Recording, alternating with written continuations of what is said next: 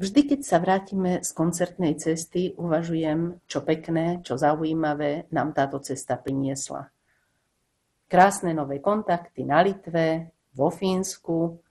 Skvelé je to, že náš repertoár aj interpretácia na festivale veľmi zaujali.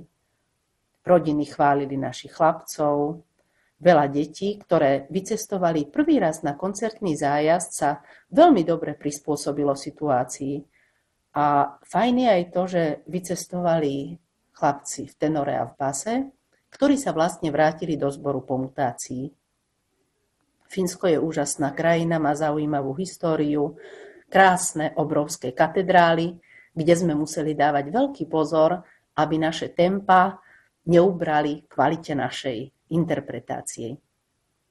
Starší chlapci mali veľmi dobrý zážitok z fínskej sauny. Na záver cesty sme si urobili krátke hodnotenie, chlapci hovorili o svojich zážitkoch a vo mne najviac zarezonovali slová Petra Kerlíka, bývalého ambasadora, slovenského ambasadora vo Fínsku, ktorý nás na tejto ceste sprevádzal.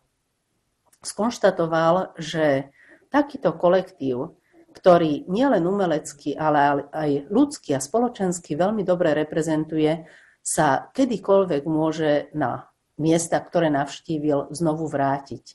Takéto reakcie, takéto referencie si vypočul a takto nám ich odovzdal. A to je dobrá správa.